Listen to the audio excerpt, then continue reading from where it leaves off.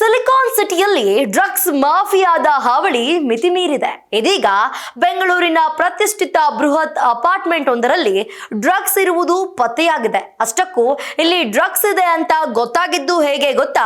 ತೋರಿಸ್ತೀವಿ ಬನ್ನಿ.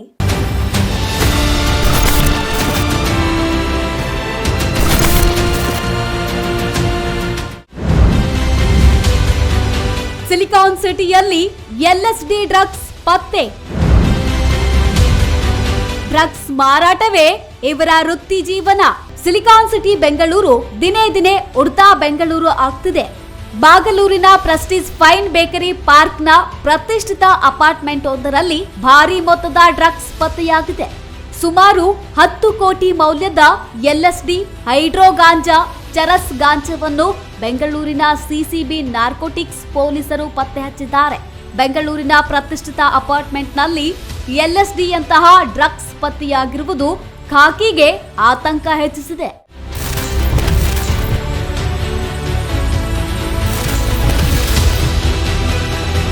ಬೆಂಗಳೂರಿನಲ್ಲಿ ವಾಸವಿರುವ ಈ ಆರೋಪಿಗಳಿಗೆ ಡ್ರಗ್ಸ್ ಮಾರಾಟ ಮಾಡುವುದೇ ಇವರ ವೃತ್ತಿಯಾಗಿದೆ.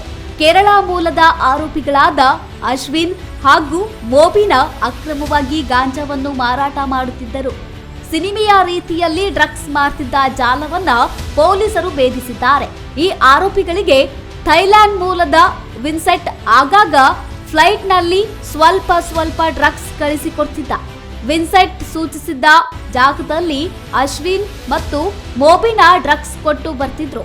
ಹೀಗೆ ಪೆಡ್ಲಿಂಗ್ ಮಾಡೋದನ್ನೇ ತಮ್ಮ ವೃತ್ತಿಯನ್ನಾಗಿ ಮಾಡಿಕೊಂಡಿದ್ದ ಇಬ್ಬರು ಈಗ ಪೊಲೀಸರ ಅತಿಥಿಗಳಾಗಿದ್ದಾರೆ. ದೇವರ ಚಿತ್ರ ಬಳಸಿ ಎಲ್ಎಸ್ಡಿ ಸ್ಟ್ರಿಪ್ಸ್ ಸೃಷ್ಟಿ.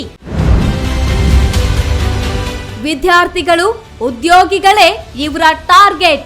ಡ್ರಗ್ಸ್ ಮಾರಾಟ ಮಾಡುವುದಕ್ಕೆ ಈ ಆರೋಪಿಗಳು ಖತರ್ನಾಕ್ ಐಡಿಯಾ ಉಪಯೋಗಿಸಿದ್ದಾರೆ. ಅದೇನು ಅಂತೀರಾ? ಈ ಆರೋಪಿಗಳು ದೇವರ ಚಿತ್ರ ಸೇರಿದಂತೆ ವಿವಿಧ ಚಿತ್ರಕಲಾ ರೂಪದಲ್ಲಿ ಎಲ್ಎಸ್ಡಿ ಸ್ಟ್ರಿಪ್ಸ್ ಗಳನ್ನ ಮಾರಾಟ ಮಾಡುತ್ತಿದ್ದರು.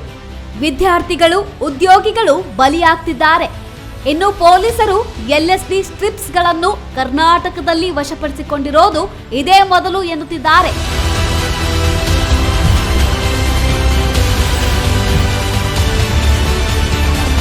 ಐಟಿಬಿಟಿ ಉದ್ಯೋಗಿಗಳಿಗೆ ಡ್ರಗ್ಸ್ ಮಾರಾಟ ಮಾಡುತ್ತಿದ್ದ ಒಡಿಶಾ ಮೂಲದ ಡ್ರಗ್ಸ್ ಪೆಡ್ಲರ್ನನ್ನು ಸದ್ಯ ವೈಟ್ ಫೀಲ್ಡ್ ಪೊಲೀಸರು ಬಂಧಿಸಿದ್ದಾರೆ.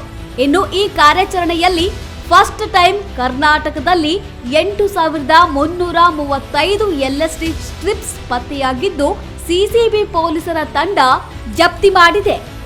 ಒಂದು ಎಲ್ಎಸ್ಡಿ ಸ್ಟ್ರಿಪ್ 6,000 ರೂಪಾಯಿ ಬೆಲೆ ಬಾಳುತ್ತೆ ಎನ್ನಲಾಗ್ತಿದೆ. ಅಷ್ಟೇ ಅಲ್ಲದೆ ಪೊಲೀಸರು 534 ಗ್ರಾಂ ಚರಸ್, 5 ಕೆಜಿ ಹೈಡ್ರೋ ಗಾಂಜಾವನ್ನು ವಶಪಡಿಸಿಕೊಳ್ಳಲಾಗಿದೆ ಎಂದು ನಗರ ಪೊಲೀಸ್ ಕಮಿಷನರ್ ಸಿಮಾಂತ್ ಕುಮಾರ್ ಮಾಹಿತಿ ನೀಡಿದ್ದಾರೆ. ಎರಡನೇ ಕೇಸ್ ನಮ್ಮ ನಾರ್ಕೋಟಿಕ್ಸ್ ಕಂಟ್ರೋಲ್ ವಿಂಗ್ ಸಿಸಿಬಿ ಕಡೆಯಿಂದ ಒಂದು ತುಂಬಾ ದೊಡ್ಡ ಒಂದು ಜಾಲ ಮತ್ತು ಪತ್ತೆಯಾಗಿದೆ ಡ್ರಗ್ಸ್ ವಿಷಯದಲ್ಲಿ. ಇದರಲ್ಲಿ ಬಾಗ್ಲೂರು ಪೊಲೀಸ್ ಸ್ಟೇಷನ್ ವ್ಯಾಪ್ತಿಯಲ್ಲಿ ಟೋಟಲ್ 2 ಆರೋಪಿ, ಮೂಲತಃ ಕೇರಳ ರಾಜ್ಯದವರು. ಅಲ್ಲಿ ಅಂದಾಜು 7 ಕೋಟಿ ವ್ಯಾಲ್ಯೂ ಇದೆ.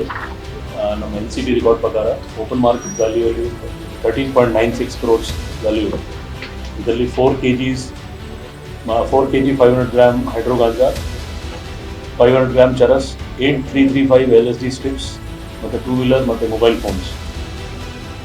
ಜೊತೆಗೆ ಒಂದು ಪೋಸ್ಟ್ ಆಫೀಸಿಂದ 1 kg 500 ಗ್ರಾಮ್ಸ್ ಹೈಡ್ರೋ ಗಾಂಜಾ. ಇದರದ್ದು ವ್ಯಾಲ್ಯೂ ಕೂಡ ಅಂದಾಜು 3 ಕೋಟಿ ಓಪನ್ ಮಾರ್ಕೆಟಲ್ಲಿ, 1.5 ಕೋಟಿ NCB ರೆಕಾರ್ಡ್ ಪ್ರಕಾರ. ಇದು ಒಂದು ದೊಡ್ಡ ಅಫೆನ್ಸ್ ತಪ್ಪಿಸಿದ್ದಾರೆ ನಮ್ಮ CCB ಅವರು. ಯಾಕೆಂದರೆ ನಮಗೆ ಮಾಹಿತಿ ಬಂತು, ಸೋಷಿಯಲ್ ಮೀಡಿಯಾ ನಾವು ಮಾನಿಟರ್ ಮಾಡ್ತಾ ಇದ್ದೀವಿ. ಆ ಸೋಷಿಯಲ್ ಮೀಡಿಯಾ ಮಾನಿಟರಿಂಗಿಂದ ನಮಗೆ ಕೆಲವು ಮಾಹಿತಿ ಆಧಾರ ಮೇಲೆ CCB ಅವರು ಒಳ್ಳೆ ಕೆಲಸ ಮಾಡಿದ್ದಾರೆ. ಇದು ಡಿಸ್ಟ್ರಿಬ್ಯೂಟ್ ಆಗಲಿಕ್ಕೆ ಮುಂಚೆನೇ ನಾವು ಹಿಡಿದಿದ್ದೀವಿ. ಆದರೆ ಇದು ಎಲ್ಲಿಂದ ಬಂತು ಅದರ ಬಗ್ಗೆ ತನಿಖೆ ಆಗ್ತಾ ಇದೆ. ಮತ್ತು ಯಾರ್ಯಾರಿಗೆ ಹೋಗ್ಲಿಕ್ಕಿತ್ತು ಅದರ ಬಗ್ಗೆ ಕೂಡ ತನಿಖೆ ಮಾಡಲಿಕ್ಕೆ ಭಾಳ ಒಂದು ಇಂಪಾರ್ಟೆಂಟ್ ಇದೆ. ಯಾಕೆಂದರೆ ಮುಂದಕ್ಕೆ ಇದು ಆಗಬಾರ್ದು. ಈ ಪರ್ಟಿಕ್ಯುಲರ್ ಏರಿಯಾ ಬಾಗ್ಲೂರಲ್ಲಿ ಸಿಕ್ಕಿದೆ. ಅಲ್ಲಿ ಸುತ್ತಮುತ್ತ ಕೆಲವು ಎಜುಕೇಷನಲ್ ಇನ್ಸ್ಟಿಟ್ಯೂಷನ್ಸ್ ಇದೆ. ಅಲ್ಲಿಗೆ ಇರ್ಬೋದು ಅಥವಾ ಬೇರೆ ಎಲ್ಲಿಗೆ ಸಪ್ಲೈ ಇರ್ಬೋದು, ನಾವು ಅದರ ಬಗ್ಗೆ ವೆರಿಫೈ ಮಾಡ್ತಾ ಇದ್ದೀವಿ.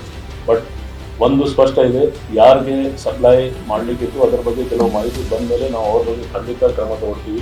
ಸದ್ಯ ಆರೋಪಿಗಳನ್ನ ಬಂಧಿಸಿರುವ ಸಿಸಿಬಿ ಫ್ಲಾಟ್ ಮಾಲೀಕರ ಪಾತ್ರದ ಬಗ್ಗೆ ಪರಿಶೀಲನೆ ನಡೆಸುತ್ತಿದ್ದಾರೆ. ಸಿಸಿಟಿವಿ ದೃಶ್ಯಾವಳಿಗಳನ್ನು ಇಟ್ಟುಕೊಂಡು ಪೊಲೀಸರು ತನಿಖೆ ನಡೆಸುತ್ತಿದ್ದಾರೆ. ಇನ್ನು ಅಪಾರ್ಟ್ಮೆಂಟ್ ಮಾಲೀಕರು ತಮ್ಮ ಫ್ಲಾಟ್ಗಳನ್ನ ಸೇಲ್ ಮಾಡಿ ಸುಮ್ಮನಿರೋದಲ್ಲ, ಅಲ್ಲಿ ಆಗುತ್ತಿರುವ ಆಕ್ಟಿವಿಟೀಸ್ ಬಗ್ಗೆ ಕೂಡ ಗಮನ ಹರಿಸಬೇಕೆಂದು ಪೊಲೀಸರು ವಾರ್ನ್ ಮಾಡಿದ್ದಾರೆ.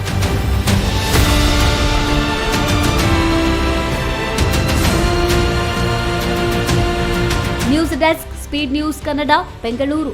ನೋಡಿದ್ರಲ್ಲ, ಬೆಂಗಳೂರಿನಲ್ಲಿರುವ ಡ್ರಗ್ಸ್ ದಂಧೆಯನ್ನ ಯಾವ ರೀತಿಯಲ್ಲಿ ಈ ಡ್ರಗ್ಸ್ ಗಳನ್ನ ಮಾರಾಟ ಮಾಡಿ ವಿದ್ಯಾರ್ಥಿಗಳು, ಯುವಕರು, ಉದ್ಯೋಗಿಗಳನ್ನ ಹಾಳು ಮಾಡ್ತಿದ್ದಾರೆ.